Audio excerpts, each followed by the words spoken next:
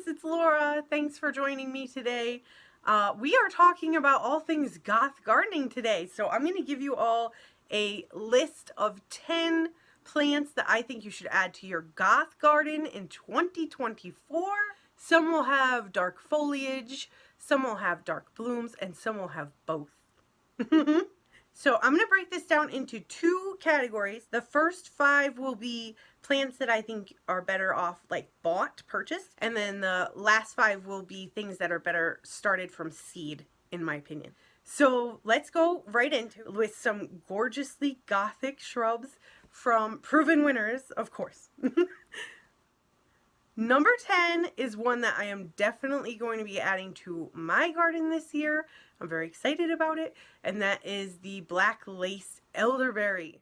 This fast-growing shrub can get quite large at 8 to 9 feet in height and sets beautiful pale pink flowers on old wood. The foliage is the real stunner on this plant with nearly black lacy leaves.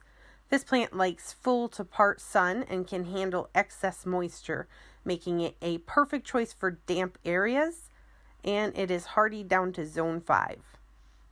Okay, number 9 is center stage red crepe myrtle.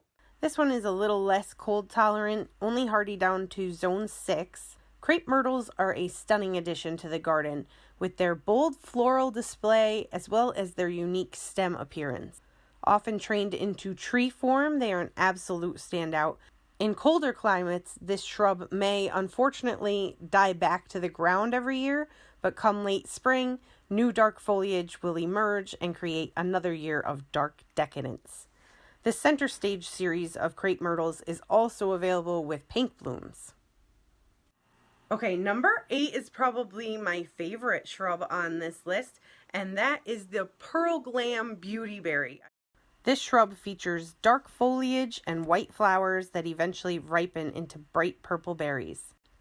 Now, I have heard that beautyberries in general can be aggressive, so you may want to keep that in mind. These beauties get about 4 to 5 feet tall and wide and are hardy down to zone 5. Okay, number 7 is the Wine and Spirits Weigela, and I believe this one may be new this year. I picked this one specifically because it has white flowers, where a lot of Weigelas have pink flowers. If you prefer pink, you are in luck because there are several varieties of Weigela that feature pink flowers with dark foliage also. The Wine and Spirits Weigela gets about 3 to 5 feet tall and wide and blooms in early spring. They mostly take care of themselves, but if you do want to prune, you should do so after they bloom. Weigelas are hardy down to zone 4, and they make a great plant for someone just starting out with gardening. Okay, and the last shrub on my list is the Winecraft Black Smokebush.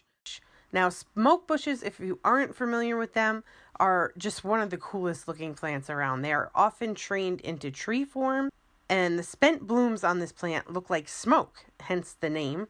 And this happens after the blooms have started going to seed, almost like a dandelion would. And not only are the blooms one of the coolest things you'll see, but the foliage is really unique as well. Smoke bushes have round disc-like foliage that can change from purple to red to almost black, depending on the light exposure and the season, making this plant just one of those really great statement pieces in the garden. They can be a bit more pricey than other shrubs and maybe a little bit harder to find as well, but definitely worth it in my opinion. And I'm going to let you in on a little tip. All of these plants that I discussed are from Proven Winners, like I said, and they're available through Proven Winners website or through other websites that sell Proven Winners as well. However, I've been able to find some Proven Winners plants on Amazon, and usually for a cheaper price. So you have to be careful on Amazon. Obviously, make sure you're reading the reviews, but sometimes they'll have a smaller size of a plant that I want for a little bit cheaper price on Amazon. Okay, moving on to the plants that you should start from seed, in my opinion. These are all going to be available from Baker Creek, which is rareseeds.com. They just happen to be one of my favorite seed companies. And I will include links for everything, including the Proven Winners plants and these seed packets as well in the description below. Number 5, the Black Bowls Viola, which is a petite spring bloomer. These I grew from seed last year and they were a super cute addition to the garden. Pansies and violas are great for beginners. They tend to be pretty easy to start from seed. I like to start my pansies around the end of December for my Zone 6 garden and hopefully set them out before the last frost. Yes, before, because they are very cold hardy and they can usually handle down to about 25 degrees Fahrenheit without a problem. Okay, number 4 is Jet Black Hollyhocks. Now, hollyhocks are usually a biennial, which means they will grow foliage the first year, they'll bloom the second year, and then they will go to seed and start all over again. However, sometimes you can get them to bloom their first year if you are able to start them early enough. If not, I recommend planting them in an area where they can be fairly undisturbed. This way they can drop their seed and kind of naturalize that area, and eventually you may get blooms every year. Hollyhocks are super tall plants with their flower spikes sometimes reaching as high as 7 feet.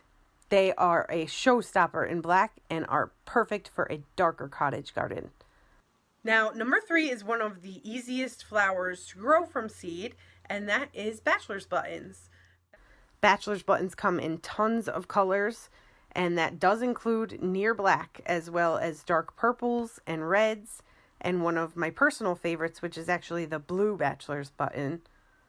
Bachelor's Buttons bloom like crazy, and they do require deadheading or trimming off the dead blooms to continue blooming.